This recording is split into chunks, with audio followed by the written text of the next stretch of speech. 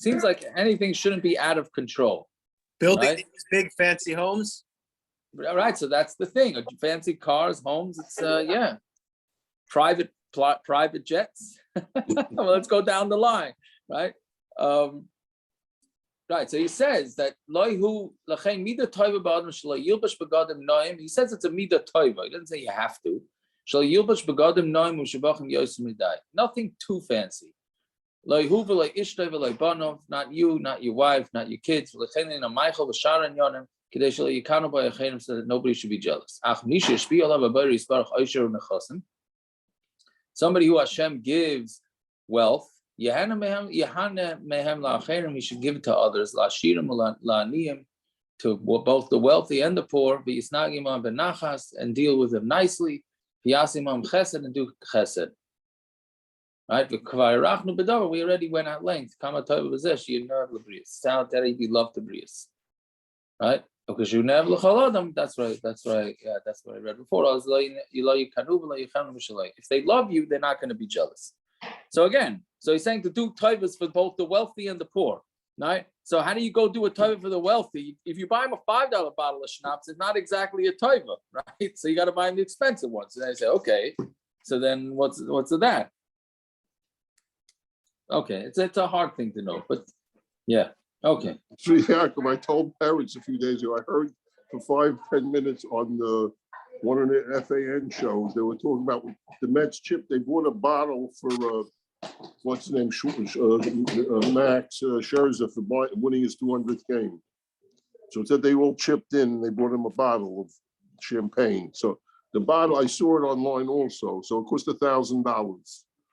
Oh, yeah. So one of the announcers was making fun. He says, take off his salary. There's still a $200 million payroll. So what does it mean they chipped it and spent $1,000? What is that? It's a garnish. It's a busha. Right. I guess. All right. I guess there's only so much you could spend, right? Anyways, okay. So let's see. Our oil would have bought him a case of those bottles. They're just cheapos. Yeah, they are, but we know that. If you know that the guy drinks that, we bought him a case of it. We know. We know that. Yeah, we know. But about one case. What is going to do with one case? Oh, but that's it. It's a starting point. It's just a ride at the cheapos. That's what it means. That's just a ride. Okay, where so we let's up go. to? I have a different Gemara. Mishna. So the Mishna, yeah. Mishna on Ayin Tes Amar Aleph.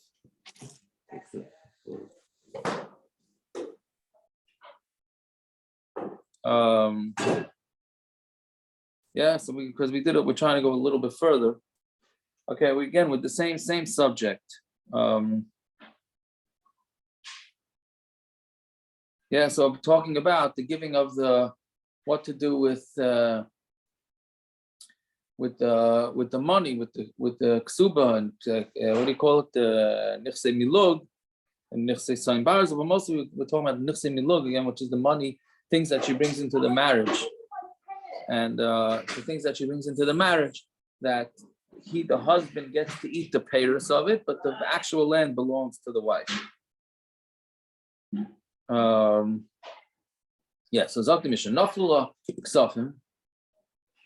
If she yarshin Ksafim money Yukach ben Karka, then meaning we don't want her to have any cash, because who gets to keep the cash? That's essentially what this Mission is talking about. What happens with the cash?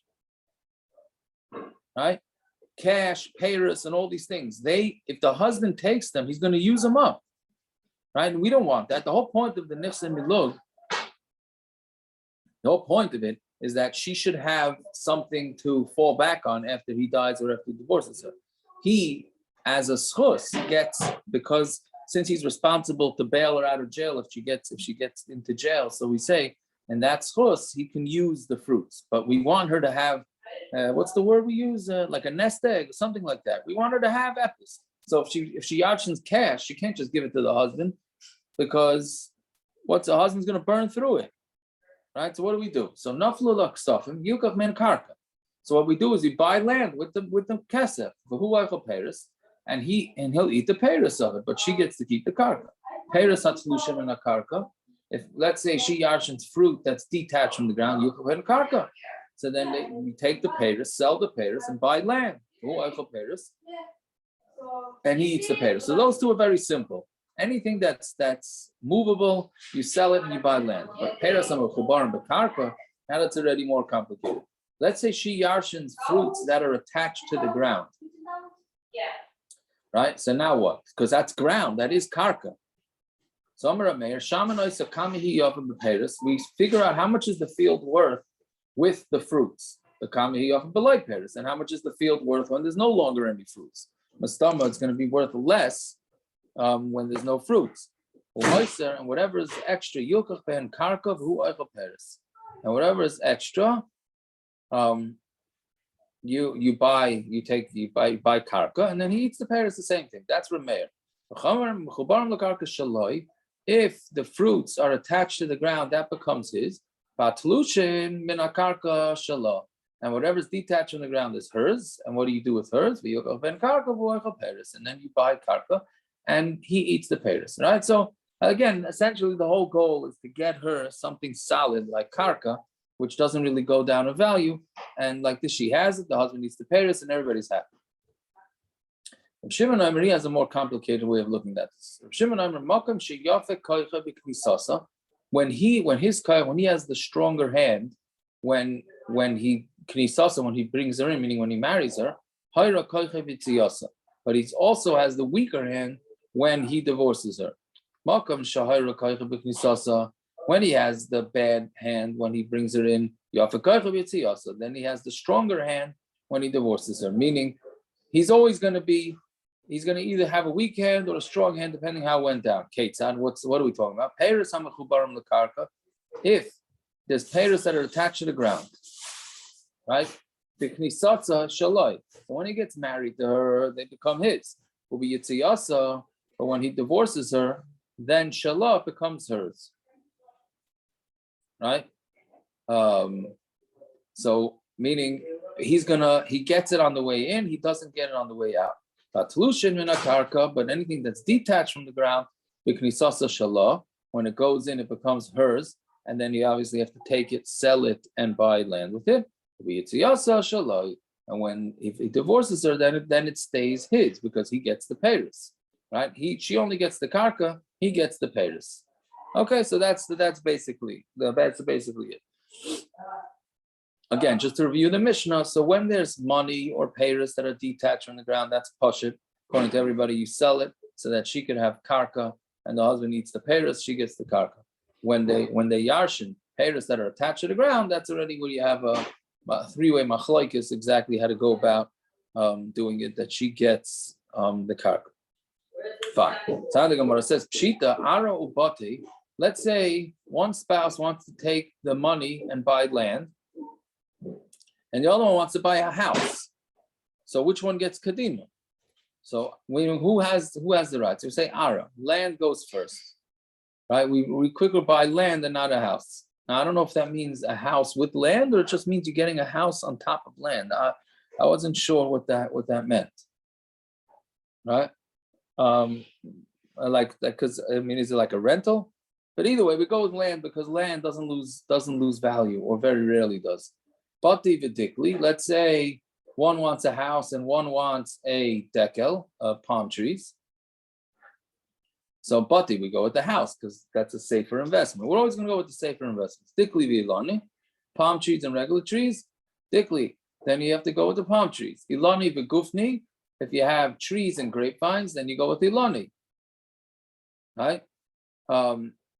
Again, I'm assuming that this is talking about where there's no land available to buy. Right? Otherwise, you should be buying land. Right? Why are they arguing about which type of tree to buy? Right? L'chara means that there's no land. So there's no land to buy. So they have to pick, I think. Yeah, fine. Then the Gemara says, Abba or Iba Zardata Uper de Kavri. So these are these types. So here you have a type of tree, or the pera the kavri is fish. So meaning she yarshened fish or she like live fish, right? And she yarshin some sort of forest that doesn't really grow, and they use it for firewood. So now that's not going to get her. That's not going to get her very far. If she gives that over to the husband, it's certainly not going to get her because he's going to use it up. Finished. Right? He's going to catch the fish, or he's going to knock down the trees, sell it for firewood, and that's the end of that. So Amri la Peira. Some say we look at it as Peiros, right? And Va'amri la Karna. And some say no, it's not Peiros. It's considered Keren. And therefore, meaning if it's Peiros, you got to sell it and then buy something else with it, right? And no,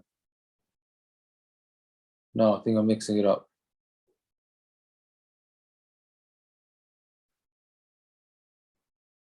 Yeah, I'm sorry. No, it's the other way around. If you look at it like Paris, so then she's bringing in Paris. So then he gets to use the Paris and that's it. And some say, no, it's Karen. But it's a Karen that's going to get used up.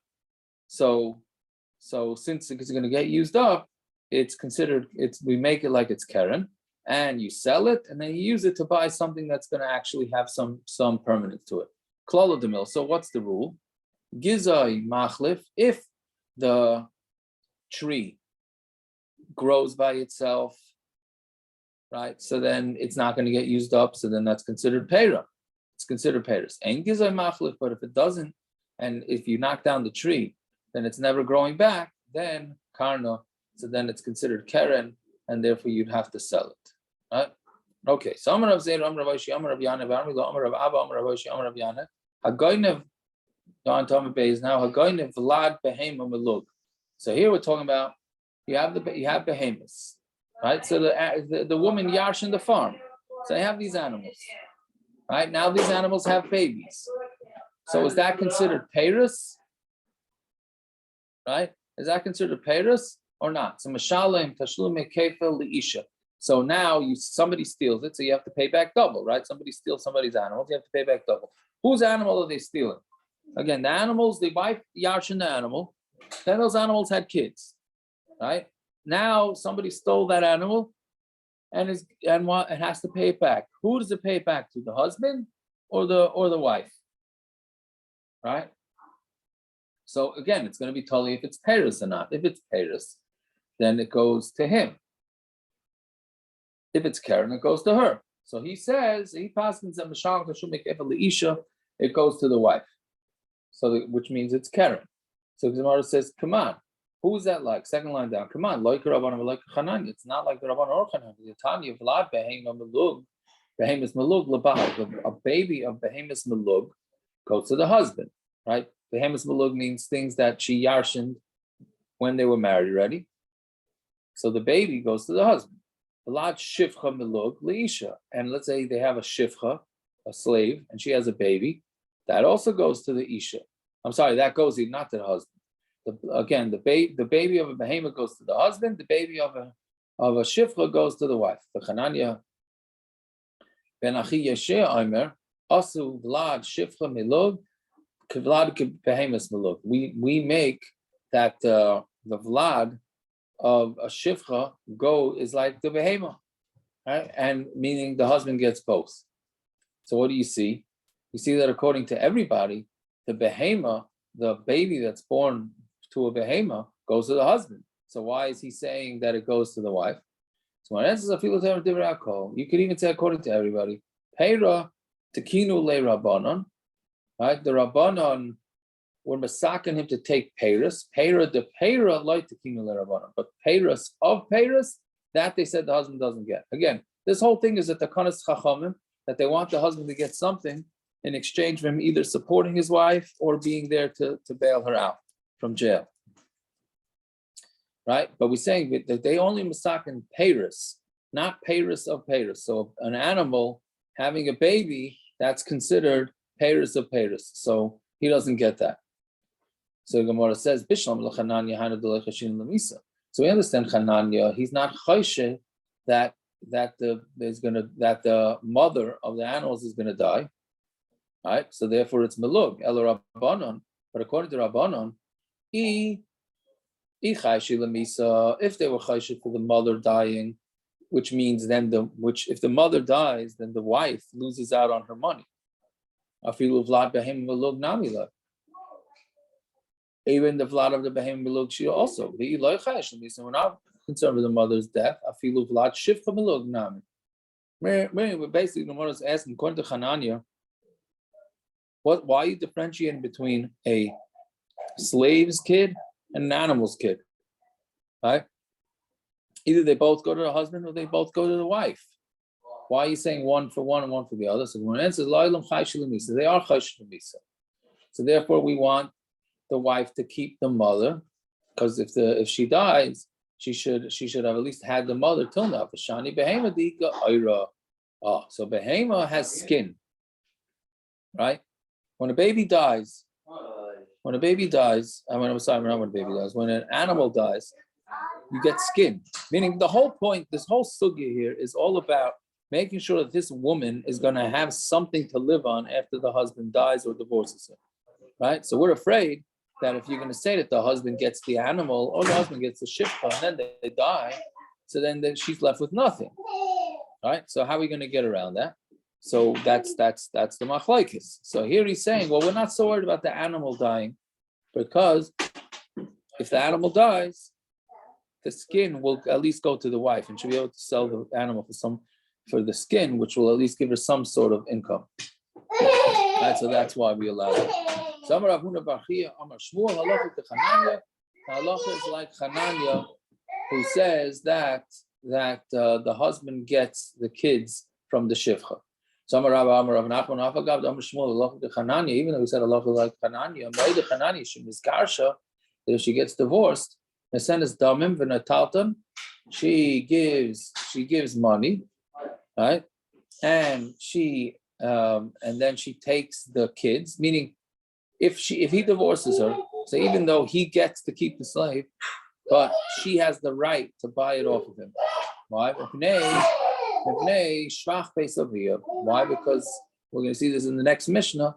That's like a shvach of the Beis Aviyah, meaning that's like a praiseworthy thing that she got married with her slave. I'm assuming it means, like, I don't know, in the movies, right? The girls had their slave that brought them up, right? The maid that brought them up, and then she took him into the marriage. She came there to establish her home also. So she has, even though that slave goes to the husband, but she has a right to retain that slave, but she has to pay for it after they get divorced. So Amar Rav Nachman, so now we go through other examples of things that she might bring into the marriage that she yarshins, and try and figure out how she can be supported. So let's say she brought in a goat for the milk, or a sheep for the wool, and a hen for the eggs, and a tree for its fruits. He could keep eating until the keren gets used up, right? Meaning, so basically he gets to use it, and hopefully these things don't get used up. But the bottom line is until they get used up, he's entitled to have it, right? So Amar Rav Nachman, let's say she brought in a coat to the marriage. Can you use the coat? So Peira, obviously we say yes, that's considered like Peiris. And Machsi Beiva ad Dekalya, and he could use it to cover himself until it totally wears out. Why? Because just like in the previous case, since the animals, even if they die, the wife will have the skins. I don't know about a chicken. I don't know what you're going to get out of that. He's wearing a woman's jacket. So I wasn't sure. It seems like she yarshin maybe her father's coat, and she gave it to him. That's what I'm thinking. Right? And so he's allowed to wear it down, because at the end of the day, it'll be worth something. It'll be worth scraps, but it'll at least be worth something. So Kiman, yeah. So who's he going with? If there's salt and sand that she yarshins, I mean, so let's talk about some Yerusha, right? She yarshins salt or sand. Hareza Paris, so that's considered Paris. Depends how much. What? Depends how much. I guess so, right? So I'm in Crystal Salt Company, you know. Yeah, I would take it. But but it's considered That's considered Paris, so he gets to use it, right? Fine. Peer shall gofris, mechfairis shall tzrif. So a peer shall gofris is like what do we call gofris? Is sulfur, right? Some sort of Rashi says it's a hole full of sulfur, or another hole of alum, right? I don't know exactly what alum is. I know it's in the spice section in the groceries. No, alum, is it? I thought so. Is this aluminum? Rashi alum. Yeah. So Rashi says use it as a dye. So, but those two, meir, Karen, and Paris. Meir says it's considered Karen, right? Because once you use it up, you use it up. It doesn't regrow. So since it doesn't regrow, we have to make sure to sell it so she has something. And the Chachamim say no, that's considered Paris, and he's allowed to have them. So bottom line is you have to know what you look at each individual thing, whether it's going to actually be able to bring her in income or not. Fine. Rav Shimon he says where he has a koyach when they get married, he loses that koyach when they get divorced. And if he has no koyach when they get married, then he gains the koyach when they get the divorce, which is basically him saying that when the peiros are attached to the ground, he's going to have less power over them. So Rav Shimon had a Tanakama. Rav Shimon seems to be saying the same thing as the Tanakama, right? That I'm sorry, I said attached peiros, he doesn't have power over. Attached peiros, he gets to keep. So Rav Shimon had a Tanakama. No, when they're attached to the ground, when they're getting divorced, that's the difference between them. Right? The Tanakama would hold that if they're attached to the ground when they're getting divorced, so they don't go to him. And Rav Shimon is going to say that I think that's the way it goes, right? But Tolsh, yeah, and I'm just checking to make sure I don't say it the wrong way.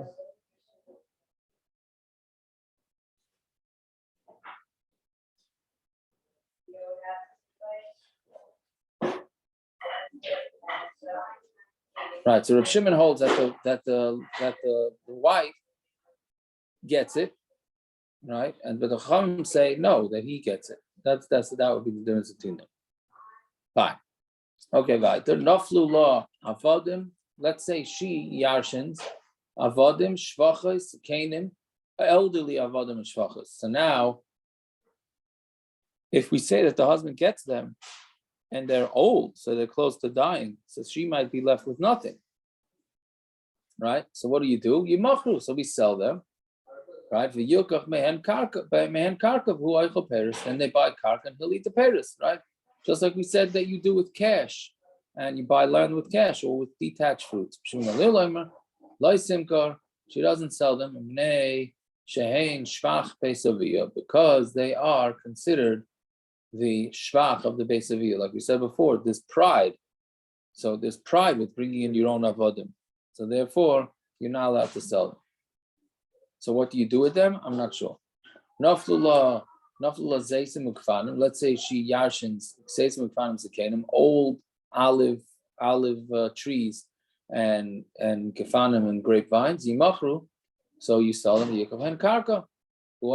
Same thing. You sell the karka, he gets to eat the peris. If you don't sell it because that's the pride from the father's house.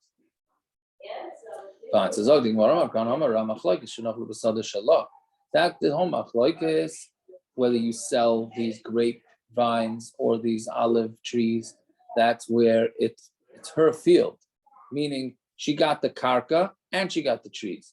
But if she yarshins a field she yarshins the trees, but she does not yarshin the land, so then divrei akol timkar, then everybody holds you should sell it. If you don't sell it, if you don't sell these trees to somebody, these trees are going to give off some grapes for a couple of years, or olives for a couple of years, and then it's gone forever. So she's going to lose out. Right, so therefore we would have to sell it. So maskav l'Rav Yosef, avodim and shvachos, the chisada she'ena shel adam yipligi. But by avodim and shvachos, it's her sada, and they disagree. So Why, if they're not worried about them dying, so why are they worried about olives and grapes? Eli itmar ochi itmar. Amar Rav Kana, Amar Rav Machlokes b'sada she'ena shalom. Kol machlokes is a field that doesn't belong to her. Al b'sada shalom. But if it's a field that belongs to her,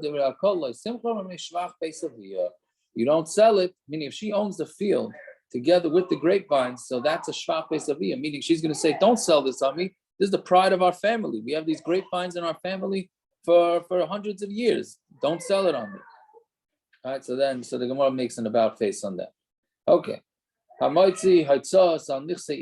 can't say that this is a lot of practical, and at least not for our day to day with these sugis here. So this one maybe. This one is, so what does he got to do? So we say that the husband gets the land. Husband gets the land, and he has to be in charge of it. And he gets to eat the fruits of the land. Why are those more like, because they were the prestige of her father's house, more than like the beged? Maybe the beged was her father's tishbekisha. I'm saying maybe like what there's maybe whatever she's yarshining, it's a family thing.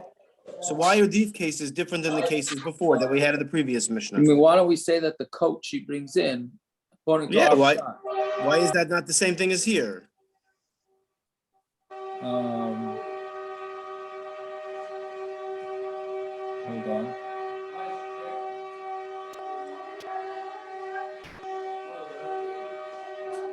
That's a tiki gedoyla right there.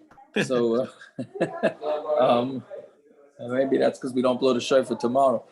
I don't know, Taka. If it's a coat that's chashuv to her, so can she say to her husband, "Hey, this is a chashuv coat. I don't want you to wear it." I don't know. No, but I guess the husband. I'm not sure. I don't know. I hear your question. I hear. Okay, let's see a little bit more. So now here, so he's got to be in charge of the fields, right? So now let's say he puts in a lot of money into the field, and then when he divorces her, they say to him, "By the way, you put in $10,000 into the field over the life of your marriage, and now the field is only worth $8,000." So he says, "Okay, so I want to take back my money. It wasn't worth it for me, right?" So if a guy spends money on his wife's belongings, if he spent a lot of money and he only ate a little bit, right? His guy comes and tells him, "By the way, over the life of this land, you ate $1,000 worth, or you put in 10,000. Or if he spent a little bit and he ate a lot, so we say what happened. What he spent, and what he ate, and that's it. Either he's a loser or he's a winner. We don't adjust anything. But let's say he didn't ever go into this field. He didn't like it. Let's say it was a banana field, and he hates bananas. So he never ever ate anything from this field, even though he was entitled to, but he didn't. If he spent and he didn't eat it, right? So Yeshava Kama, then he swears how much he spent to keep his wife's fields going, and then Yitol, he could take whatever he wants. Then he takes whatever his expenses were, but he has to swear. Okay, so we're going to ask the Kama Kima, and how much is a small amount, right? Even one dry fig. For who? Derech covered, but he has to eat it in a derech covered. Meaning means he has to sit down and eat like a mensch. He has to eat a dried fig. So Omar Rebbe, on Tamar Aleph now. We'll go to the two dots. Yes, Ta'am, so Omar Rebbe Abba. Amri Bey Rav, Afilu Shigur the Tamri. Even a cake of dates, which is, I guess, that's small. I don't think he ate the whole cake. I don't know. He ate a small amount of dates. That would be enough also that he was nene from the field and he loses all his money.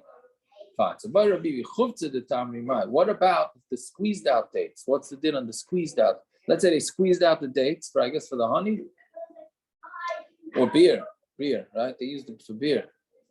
And they squeezed it out, and now all you left is with like a dried out date. So can he, if he eats that dried out date, is that called him using it or not? So they say take it. What happened? Okay, so we said, but that's only if he eats a derech covered. Loyach the derech covered. If he didn't eat derech covered, what's the din? So Amarula Pligiba Trey Amiroi. Two Amiroi in Eretz Yisrael and a Machlokes. Chad Amar Beki Isser. Once it has to be the worth of an Isser, not the size of an Isser. Isser is a coin. Chad Amar Beki dinar, it has to be the worth of a dinar. then even if it's not a chashuv thing, even if he's eating it on the fly, that's called eating it. Amri Dayana B'Budisa. The Dayana B'Budisa said, "Over Rabbi Yehuda, the Rabbi Yehuda did had a story, Bechaviles Meiris, with bundles of grapevines." Right. So what did he do? The guy he took the Zmiris, which is not the actual fruits, and he fed them to his animals. So is that called using the fields or not? Right? So Rabbi Yehuda said that it works. That would be enough. It's basically the husband took these grapevines and fed it to his animals. He himself never ate it. So is that called benefiting or not? So Yehuda said, yes, it is. So Yehuda tamei, and Yehuda went according to what he held someplace else. Before that, we just have a small akdama. If somebody moves into somebody else's field for 3 years and uses the field, and the guy doesn't make a macha, it becomes like a squatter's rights, and the guy gets to keep it, right? Because why didn't you come tell me to get out of your field? Elamai, you did. It must be it's mine, right? So, but what happens if the guy was using arla? If the guy was using arla or shvius or klayim, which you're not allowed to eat, but the guy moved into the field anyways and was eating. So the seller said, the guy who owns the field says, I didn't bother going in there because everybody knows you're not allowed to eat from it. So this guy stopped being over. I'm not going to make a macha because he's not allowed to eat it anyways, right? But what happens if he goes in there and he uses the growth to feed the animals, which is allowed? So is that called a chazaka and the guy gets to keep the field? So Rabbi Yehuda said, if a guy goes into a field, the first 3 years is called arla. And he's feeding the branches to animals, shvius, and Shemitah the same thing, or klayim, or if there's klayim in the field, which is also awesome, hareza chazaka. Yehuda says that's a chazaka because he fed it to his animals. So to here, if the husband feeds the stuff to the animals, that's called being benefiting from the field. Amar Rav Yaakov, Amar Rav Chisda, it says on nifsei ishtai ketana. Let's say somebody spent money on his daughter, ketana. Meaning a girl's father dies, the brothers or the mother or the mother marry her off. So she could just walk out whenever she wants. So we have a special din there. So the husband's never going to maintain his wife's fields because he could maintain it, spend thousands of dollars, and then the next day she walks out on him. Right? Bishlam, a regular marriage, it goes a divorce process. Here she just walks out. So because of that, any man that spends when he's married to a girl who's a minor, might say on nifsei achadami, that's the same din as if somebody goes into somebody else's field and he does work there for free, and then he could charge him. You can't charge him the regular price, but he could get some sort of money. So we same thing here. My time, and what's the reason? Of the Rabbanan Takanta, the Rabbanan made a takana because he doesn't want to lose, right? He didn't want to. He didn't want to lose, right? Fine. One more till 2 dots. He hits the knuckle. Okay, we'll just leave it here. Okay, so Matzah Shabbos 8:30. Bezos Hashem. All right. Okay. Shabbos. Shabbos. Shabbos. Shabbos, everyone. Shabbos.